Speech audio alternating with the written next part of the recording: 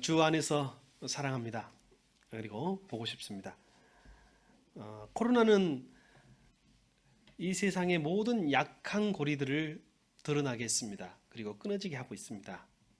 이것은 저와 여러분의 약한 부분, 심지어 교회의 약한 부분도 마찬가지입니다. 잘하고 있고 잘 나가고 있는 줄 알았던 것이지만 그것이 아니었던 것이 많습니다. 우리가 몇 주 동안 하나님 나라 비유에 대하여 살폈습니다. 여러분, 겨자씨의 비유, 그리고 누룩의 비유 등등, 씨 뿌리는 비유. 여러분, 왜 이때 하나님의 나라 비유를 살폈을까요? 여러분, 우리는 참 오랫동안 하나님의 나라에 대해 오래 오해해 왔습니다. 어찌 보면 교회의 역사는 오해의 역사요, 무지의 역사라고 할 만큼 많은 오해와 무지가 역사를 만들어 왔다고 할 수가 있습니다. 짧은 한국교회 역사 또한 마찬가지입니다. 첫 번째, 그 이유는 우리가 오해하고 무지했던 것은 말씀에 대한 무지, 말씀에 대한 오해였습니다. 만일 우리가 잘 알고 잘 이해하고 있는데도 하지 않았다는 것은 그건 불순종의 죄로 더 큰 죄가 되리라 생각합니다. 그래서 여러분, 이 시기에, 또 이 시기가 아니라면 우리가 하나님 나라의 본질에 대하여, 복음의 핵심에 대하여 언제 이처럼 더 자세히 살펴볼 수 있겠습니까? 헤롯과 권력자들은 무지했을까요? 하나님 말씀에 오해했을까요? 물론 무지도 있고 오해도 있어야 생각하지만 헤롯이 말씀 학자들, 율법 학자들을 불러서 예수님이 태어난 곳을 물어볼 정도였다고 하면 그가 무지한 통치자는 아니었으리라 생각합니다. 그러면 그는 어찌 보면 불순종했던 사람의 한 표본이 될 수도 있겠죠. 항상 역사는 반복됩니다. 지금 현재 우리의 삶도 마찬가지입니다. 오늘 이 땅에 글쎄요, 많게는 한 1000만 가까운 그리스도인, 개신교 성도가 있다고 합니다. 과연 얼마나 많이 오해와 무지로부터 자유로울 것인가? 그리고 얼마나 많은 사람들은 순종으로부터 불순종으로부터 자유로울 것인가? 생각해 볼 필요가 있으리라 생각합니다. 우리 교회를 살펴보고 우리 자신을 살펴보고 또 한국교회를 살펴보고 다음 세대에 물려줄 신앙과 교회를 고민해 볼 때라고 여겨집니다. 자, 복습 차원에서 말씀드립니다. 여러분, 겨자씨의 비유의 핵심은 뭐라고 했습니까? 오해는 뭐라고 했습니까? 겨자씨 같은 작은 것이 큰 것이 될 것이다 라는 것이 비유의 핵심이 아니라고 했어요. 그러나 그렇게만 생각해 왔기 때문에 번영을 추구하고 확장을 추구해온 인간의 역사를 우리는 회개해야 합니다. 이 번영의 역사, 그리고 번영주의가 교회 안에도, 역사 안에도 뿌리 있게 남겨져 있습니다. 그래서 식민주의가 확장되고 제국주의가 확장되고, 나중에 기독교 국가들의 식민주의는 근대에 이루 말할 수 없는 고통을 가지고 왔다고 할 수도 있습니다. 거기에 신학이 일조했습니다. 그리고 교회가 일조했습니다. 노예를 확장하고 노예제도를 만들어가는 데 있어서 수없는 노예들이 죽어갔지만, 그 과정에서 흑인들이 죽어갔지만 교회가, 서구교회가, 그때는 우리랑 관계가 없습니다. 서구교회가 무지와 오해로 방관하거나 부추기기도 했던 것을 보면 우리는 하나님 말씀에서 잘 이해함이 필요합니다. 여러분, 겨자씨 비유의 핵심은 겨자씨 같은 연약한 이들을 통하여 하나님이 큰 나라를, 하나님의 나라를, 새들이 깃들 만한 나라를 이루신다는 뜻입니다. 죄인인 우리를 하나님이 사랑하신다는 그 사랑의 의미와 메시지가 포함되어 있습니다. 누룩도 마찬가지라고 있습니다. 여러분, 누룩은 구약에서는 죄의 상징이지. 그러나 그 죄를 상징하는 좋은 의미가 없었던 누룩 같은 이들을 통해서, 죄인을 통하여 하나님이 하나님 나라를 이루신다는 것입니다. 자, 오늘은 오병이어의 이야기입니다. 오병이어의 이야기는요, 성경 복음서에, 사복음서에 모두 기록된 어마어마한 기적적 이야기입니다. 그리고 모두 비중 있게 큰 본문, 긴 본문으로 다루고 있습니다. 여기는 하나님 나라 핵심이 분명히 담겨져 있으리라 생각합니다.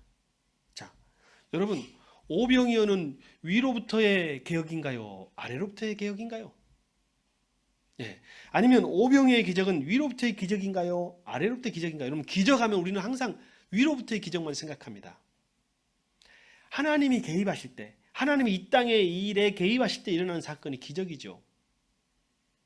예수님의 능력과 신성으로만 오병이어의 기적이 일어났다면 그것은 위로부터의 기적일 것입니다. 그런데요, 오늘 예수님은요, 감사할 수 없는 상황 속에서, 여러분, 남자 성인만 5,000명인데 먹을 것은 떡 5덩어리와 물고기 2마리밖에 없어요. 이 상황이 감사할 수 있는 상황인가요? 그러나 예수님은 감사하시고 축사하시고 식사 기도를 드리셨다고 했습니다. 그렇다면 그 기적은 여러분 위로부터의 하나님으로부터만 임하는 기적이 아닙니다. 아래에 있는 인간들과 함께 만들어 가시는 아래로부터의 기적이기도 하다는 것입니다. 만일 기도만 하고 한 소년의 헌신, 한 소년의 보리떡과 물고기 2마리와 보리떡 5개의 헌신이 없었다면 하나님 오병이어의 기적이 가능했을까요? 그렇지 않습니다. 바로 오병이어의 기적은 그럼에도 불구하고 위로부터의 기적임에도 불구하고 아래로부터의 기적인 것은 우리는 틀림없이 이해합니다. 여러분 삶 속에서 아래로부터의 기적이 끊임없이 일어날 수 있기를 바랍니다. 여러분 우리가 기도하면서 막 큰 응답, 특별한 응답을 바라면서 기도하는 사람들이 꽤 많습니다. 근데 그렇지 않습니다. 여러분 아래로부터의 기적은 우리의 헌신과 우리의 감사를 통하여 사랑과 섬김을 통하여 매일매일 일어날 수 있습니다. 자, 오늘은 조금 더 오병이어의 의미를 확장해서 하나님 나라 관점에서 바라보도록 하겠습니다. 자, 오병이어의 역사가 일어난 그 배경을 알아야 합니다. 먼저 오병이어 사건 바로 직전에 세례 요한이 순교합니다. 세례 요한이 순교하자 헤롯이 사형시키죠. 그러자 이 세례 요한의 제자들이 예수님을 찾아와서 세례 요한이 죽었노라고 말씀합니다. 여러분 잘 알다시피 세례 요한과 예수님은 밀접한 관계에 있었고 이 세례 요한은 엘리야로 대표되는 사람이에요. 엘리야가 다시 올 것이다. 그것이 사람들이 세례 요한이라고 믿었고 그의 사명, 엘리야로 이야기되는 세례 요한의 사명은 메시아의 길을 예비하는 것이었습니다. 그래서 세례 요한의 제자들이 당신이 그 사람이 맞습니까? 하면서 예수님을 찾아왔어요. 그리고 예수님이 보인 행동, 예수님은 배를 타고 사람들이 올 수 없는 외딴 곳으로 가셨다 했습니다. 오늘 오병이어가 일어난 본문의 장소는 성경에 보면 13절에 외딴 곳입니다. 근데 이 외딴 곳에 가셨다는 소문을 듣자 사람들이 누가 연결시켜요? 세례 요한이 기다리고 세례 요한이 준비했던 그 메시아가 그인가 해서 각 동네와 마을에서 나와서 걸어서 예수님이 있는 곳을 수소문해서 찾아온 곳. 다시 말하면 지금 예수님과 무리들이 있는 그 장소는 외딴 곳이었습니다. 자, 여러분 이런 큰 기적이 일어나려면 어디서 일어나야 돼요? 여러분 요즘 우리나라에서 큰 집회와 시위는 어디서 일어납니까? 여러분 웬만하면 광화문, 웬만하면 청와대 앞에서 시위하잖아요. 왜요? 그 파급 효과를 노리고 한 것이죠. 여러분 오병이어의 기적이 하나님이 진짜 많은 사람들에게 알리고 예수님의 능력을 알리기 위한 기적이었다면 예수님이 예루살렘 광장에서 성전에서 이 기적을 베풀었을 것입니다. 그러나 오늘 오병이어의 기적은 하나님 나라 사역의 큰 시작을 알리는 사역으로 하나님 나라가 무엇인지를 담아내고 예수님이 말씀하신 그 복음이 무엇인지를 담아내는 핵심 메시지가 이 안에 담겨 있다는 것입니다. 어디로 가셨다고요? 외딴 곳으로 가셨어요. 그러면 외딴 곳에 차려진 천국 밥상이라고 우리는 오병이어 사건을 이해할 수 있겠습니다. 오병이어의 사건이 외딴 곳이로만 된 것이 아니라 오늘 본문에도 나오고 다른 본문에도 나오고 빈들이라는 표현이 나옵니다. 빈들. 오병이어의 사건은 빈들에서 일어났습니다. 여러분 오병이어의 사건을 우리들은 단순하게 급식 기적이라고 하거든요. 먹는 식사 기적. 단순하게 이렇게만 이해할지 모르지만 유대인들은 다릅니다. 유대인들은 모든 걸 접근할 때 구약의 전통에서 접근합니다. 여러분 오병이어의 기적의 남자만 몇 명이요? 5,000명. 그리고 몇 광주리가 남았습니까? 12광주리가 남았습니다. 이것이 유대인들에게는 의미가 있어요. 어떤 의미가 있냐면 여러분 5천 명이라는 이 5라는 수는요, 유대인들은 무엇을 의미하냐면 5, 모세가 오경을 생각하게 하는 단어입니다. 그리고 12광주리의 10이라는 수는 12지파를 생각나게 하는 단어입니다. 상징의 단어죠. 그리고 오늘 광야에서, 빈들에서, 외딴 곳에서 이 수많은 무리를 먹인 사건을 보면 모세가 광야에서 만나를 내려 주시라고 기도한 후 많은 사람들이 만나로 그 먹었던 그 광야의 기적 이야기와 이들은 동일한 거예요. 그러면 자, 오늘 이 오병이어의 메시지의 핵심 중에 하나는 뭐냐면 모세를 능가하는 메시아를 보여주기 위한 것입니다.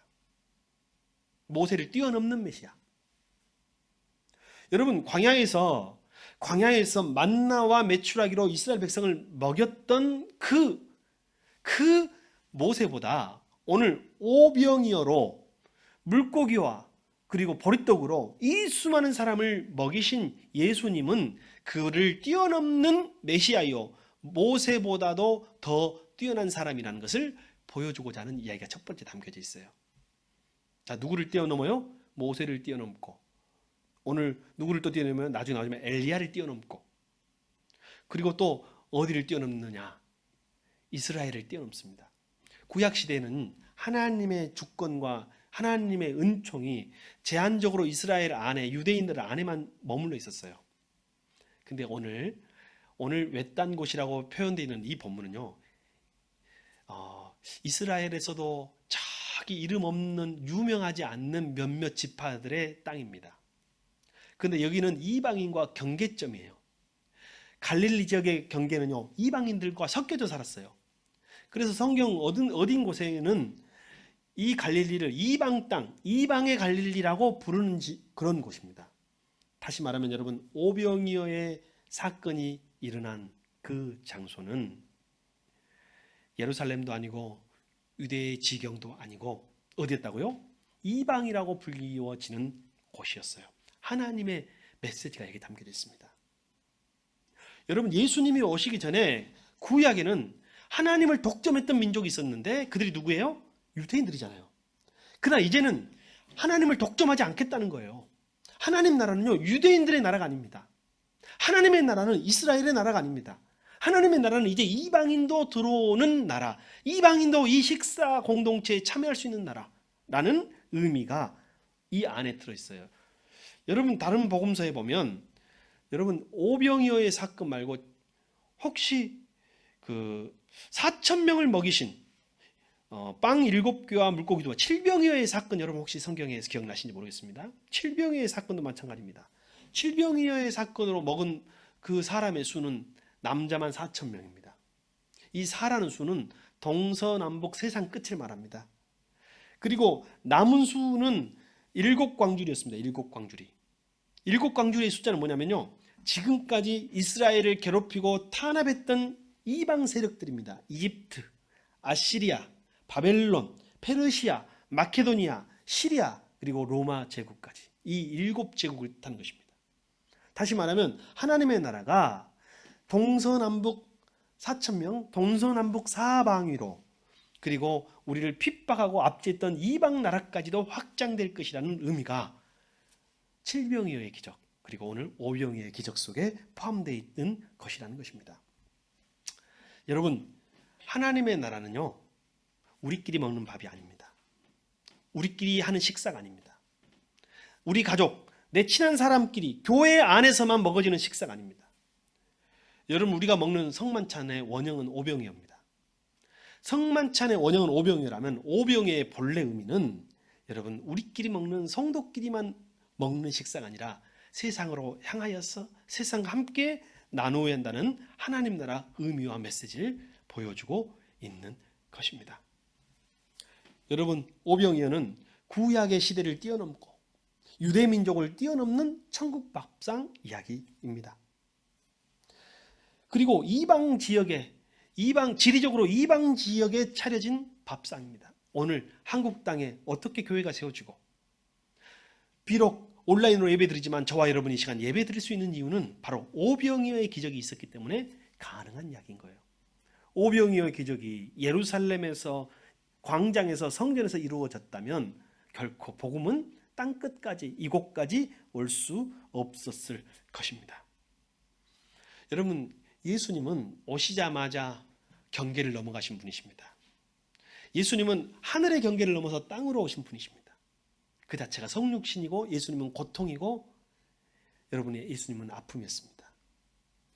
유대인으로 태어나신 예수님은 유대인의 공동체를 넘어갔습니다.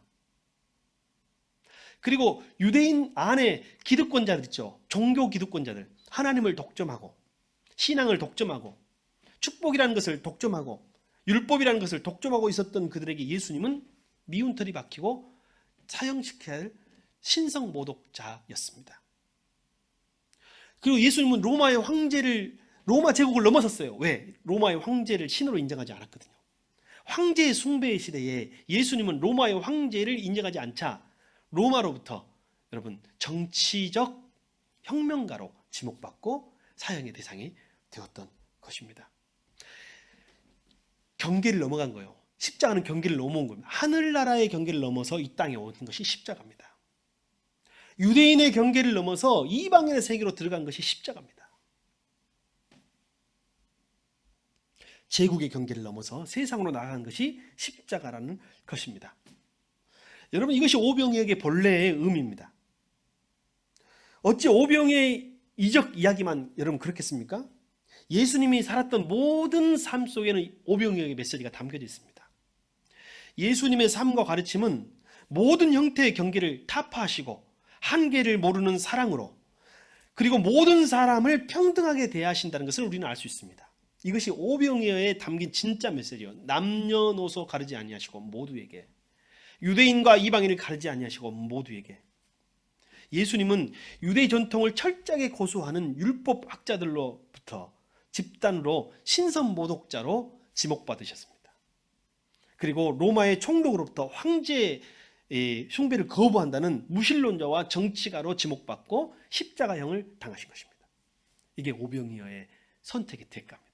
여러분, 교회를 다니고 여러분이 복음을 수호한다는 것은, 여러분이 오병이어의 공동체와 성만찬 공동체 안에 있다는 것은 또는 이것을 감수하는 일이어야 한다는 거예요.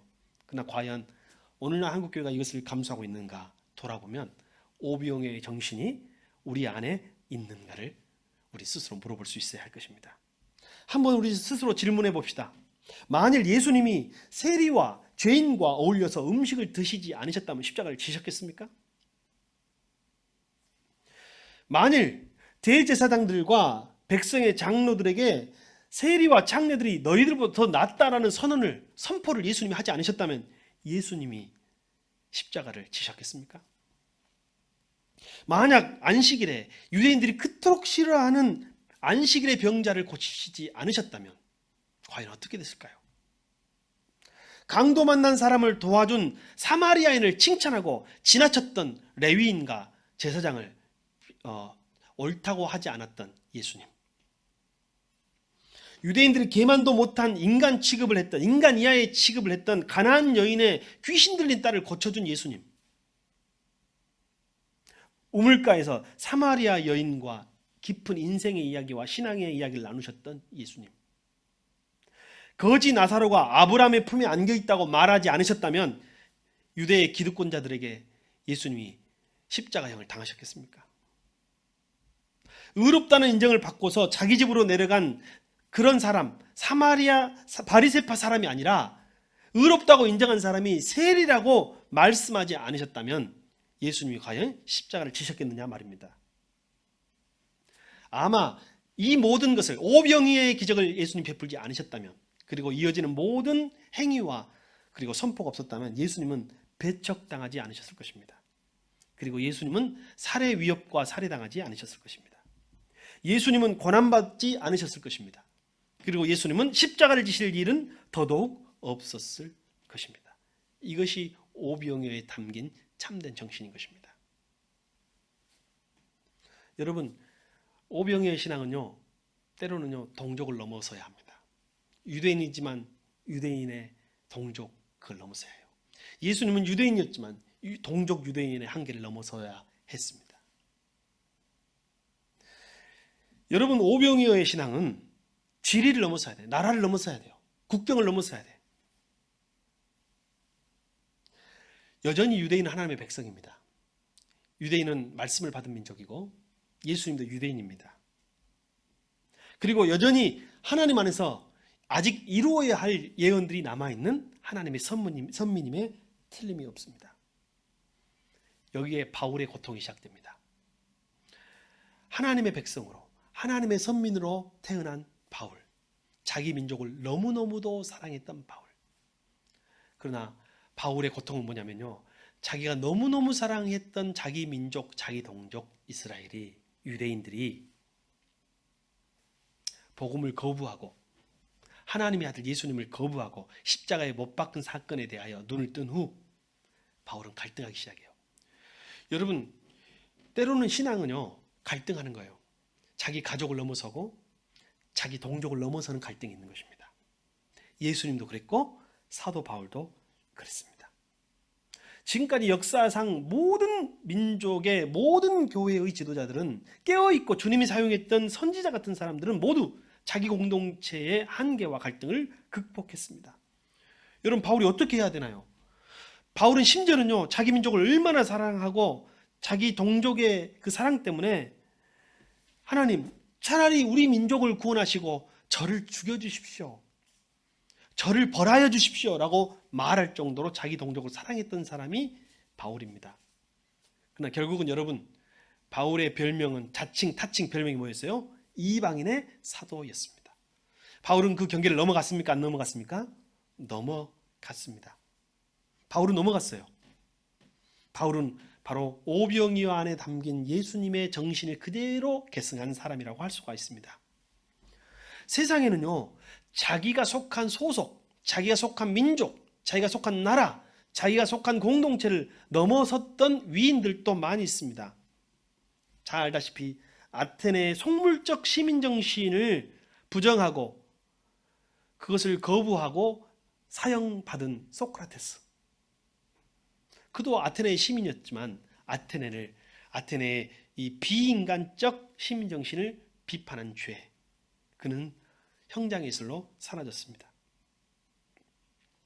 여러분 잘 알다시피 영국의 토마스 모어, 이 사람은 판사 출신입니다. 판사 출신. 영국을 사랑했고 특히 이 사람은 로마 카톨릭 신실한 교인이었습니다.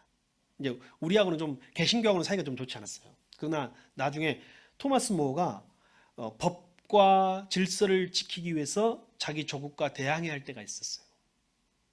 그러나 그는 끝까지 원칙을 지키고 자기 동족과 원칙적 측면에서 타협하지 않았던 사람이기도 합니다. 유명한 말 있죠.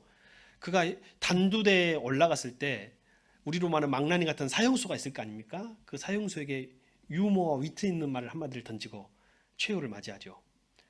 단두대를 칼날을 내리려고 하는 그에게 내 목은 매우 짧으니 조심하시오, 조심히 내 목을 자르도록 하시오 했던 사람입니다. 여러분, 교회는 이런 이들의 역사 그리고 오병이어의 정신 속에서 흘러가야 합니다. 그러나 때때로 교회 안에는 항상 밀과 가라지가 섞여 있어요. 그래서 오병이어의 사건을 그냥 기적 이야기로, 많이 먹은 이야기로, 많은 사람을 먹인 이야기로만 해석하려고 하고 그런 기적이 내 삶 속에서 계속 일어나기를 바라는 이들과 반면에 예수님의 본래 메시지와 의미를 깨닫고 예수님이 하셨던 것처럼 자기의 한계를 넘어가고 자기의 기득권을 넘어가고 자기의 이익을 넘어가고 이방 세계에도 넘어가고 선교적 존재로 거듭나려고 하는 사람들의 역사가 교회의 역사고 복음의 역사입니다. 여러분, 교회는요, 자기 자신을 넘어가야 합니다. 교회는 자기 자신을 위해서 유지되는 것이 아닙니다. 끊임없이 교회라는 공동체는 자기의 경계를 넘어가야만 존재할 수 있는 공동체입니다. 교회가 자기 자신의 존재를 넘어가지 못하고 자기 안에 갇혀서 자기 스스로를 보존하려고 하는 공동체는 역사에서 사라졌습니다. 그 교회는 그 시대의 역사 속에서 사라지고 하나님이 새로운 교회를 부르셨습니다. 교회는 자신의 존재가 아니라 세상의 구원을 위해서 존재하는, 그리고 세상의 구원을 위해서 투쟁할 때만 존재할 수 있는 공동체입니다. 그렇지 않으면 교회는 자신의 일을 위해서만 투쟁하는 종교단체일 뿐이에요. 교회가 교회를 위해서만 존재한다면, 교회가 교회의 존재를 위해서만 존재한다면, 교인이라는 이들이, 성도라는 이들이 자기들의 교회를 지키기 위해서만 존재한다면 그것은 종교 집단이에요. 성만찬 공동체가 아닙니다. 오병이의 공동체가 아닙니다. 교회는 예수님이 스스로 이방 지역으로 넘어가신 것처럼, 사도 바울이 이방인의 사도가 된 것처럼, 수많은 믿음의 사람들이 자기의 교회의 종교개혁을 일으키면서까지도 자기가 속한 교회를 사랑했던 것처럼, 오늘날 한국교회가 종교 집단이 되지 않기를 소망합니다. 우리 새순교회가 그 종교 집단에 속한 하나의 종교 집단이 되지 않기를 소망합니다. 우리 새순교회가 오병이어 공동체가 될 수 있기를 바랍니다. 우리 한국교회가 이 오병이어의 공동체를 물려받은 진정한 참된, 온 세상과 식사하고 온 세상과 식탁을 공유하는 성만찬 공동체가 될 수 있기를 소망합니다. 서구교회 2000년 역사는 여러분 부흥할 때도 있었지만 그 부흥이 반드시 좋은 것만 아니었습니다. 그 이면에 그림자가 생겼어요. 제가 서구교회 2000년, 기독교 역사 2000년이라고 하지 않냐면 좀 분리하고 싶어요. 왜냐하면 우리 역사는 이제 150년 정도 됐거든요. 그러니까 150년 전에는 우리는 아예 교회에 대해서 몰랐기 때문에 일단 서구교회 2000년 역사를 한번 우리가 살펴봅시다. 과연 그림자는 무엇이었는가? 안타깝게도 여러분, 소수는, 깨어있는 소수는 예수님과 같이 계속해서 교회의 경계를 넘어서서 하나님의 사랑과 복음을 증거하려고 했으나 교회의 안정을 위해서, 그리고 자기들의 안위를 위해서 끊임없이 적을 만들었던 역사가 교회의 역사이기도 합니다. 어둠의 역사죠. 여러분, 무엇인가요? 초대교회라면 이제 성서적 신약 성서의 교회를 넘어선 것이라고 할 수 있습니다. 초대교회라면 한 3세기, 4세기경까지도 볼 수 있는데, 초대교회는 유대인들을 적으로 만들었습니다. 예수님을 죽인 민족이라고. 그것이 아젠다예요, 아젠다. 그리고 여성 신비주의자들을 핍박했습니다. 그래서 여러분 다 아시다시피 마녀 사냥이라고, 중세 마녀 사냥 있죠? 화형까지 했던 마녀 사냥 중에 상당수가 여성 신비주의자들이었어요. 그들이 신비주의로 갈 수밖에 없었던 이유는 당시 여성들은 교육받지 못하고 배우지 못하고 글을 몰랐고, 그래서 성경에 대해서 잘 알지 못했죠. 물론 일반인도 마찬가지지만. 그러나 뭔가 특별한 영성을 가지고 기도했던 이들이 거추장스럽고 교회의 도전이 되었던 봅니다. 그래서 중세 마녀 사냥. 이것이 교회가 했던 어둠의 그림자 중에 하나라는 것입니다. 그리고 점차 교회가 이제, 중세교회는 다 기독교 제국이 되잖아요. 새로운 적이 필요해요. 교회가 유지되려면 새로운 적이 필요한가 봐요. 정치가들도 끊임없이 정적을 만들어내는 것처럼 교회도 그런 역사를 갖고 있습니다. 그래서 타 종교, 무슬림을 적으로 간주했습니다. 물론 이건 사실이기도 합니다. 무슬림의 확장을 막아야 했던 것도 초기에는 있었으니까요. 그러나 항상 모든 십자군 전쟁이 명분이 있었던 건 아닙니다. 무슬림을 적으로 돌리고 그것을 세금을 걷거나 군대를 만들면서 힘을 키우는 데 사용했던 어둠의 역사가 있었습니다. 여러분, 서구가 식민지를 확장할 때 교회가 반대하지 못했습니다. 서구의 특히 아프리카 흑인을 노예로 삼을 때 교회가 오히려 신학으로 그 이론을 제공했습니다. 여러분, 아프리카의 노예 때문에 노예 사냥으로 죽은 흑인의 수가 당시에 2억 명이었다고 합니다. 어마어마하죠. 여러분, 100년 전에 1차 세계대전 때 세계 인구가 15억 명밖에 되지 않았었어요. 근데 당시에 아프리카 흑인이 사냥당해서 죽은 노예의 수가 2억 명이었다고 하면, 서구에, 그리고 그 당시에는 서구의 국가와 교회가 분리되어 있지 않죠. 교회가 그것에 대해서 침묵했다면 얼마나 큰 죄악이었겠습니까? 그러나 그 시대 사람들은 깨닫지 못했습니다. 이제 현대로 와봅시다. 현대 교회는, 근대와 현대는요, 공산주의자를 적으로 두었습니다. 물론 공산주의자를 적으로 둔 것이 무조건 잘못이라는 것은 아닙니다. 그것이 어떤 역사에 맞물려 있다는 것이죠. 그리고 지금은 무신론자, 그리고 현대 한국 그리고 세계에서는요, 동성애자를 교회의 적으로 두고 있습니다. 물론 이것이 다 옳은 이들이라고 말하는 것이 아니에요. 교회의 적이 다 옳았다는 것을 말하는 것이 아니라, 다시 말씀드리면 사랑과 섬김과 선교와 예수님의 성육신의 정신이 교회의 존재의 이유와 목적이 되어야 할 텐데, 누군가를 공격함으로 존재할 수 있는 공동체는 더 이상 하나님의 나라라고 할 수 없을 것이라는 뜻입니다. 우리 한국교회로 한번 돌아와 봅시다. 너무 감사하게도 한국교회는 특별한 사회, 동족과 민족을 적으로 삼지 않아도 되는 환경 속에서 시작했습니다. 많은 나라에서, 예를 들면 일본에서 그리스도인이 된다는 것은요, 나라를 적으로 돌리는 것이었습니다. 그러나 우리나라는 반대였어요. 우리나라는 일제 식민지하에 있었거든요. 그래서 신앙을 선택하고 복음을 선택한다는 것은 독립운동을 하는 것이었습니다. 애족운동을 하는 것이었습니다. 다행히 나라를 사랑하는 것과 교회를 사랑하는 것, 복음을 사랑하는 것이 충돌되지 않았습니다. 그 때문에 한국교회가 부흥할 수 있었어요. 그러나 세월이 흘러요. 세월이 흐르고 교회는 뭔가를 찾아내기 시작합니다. 그리고 오늘까지 왔습니다.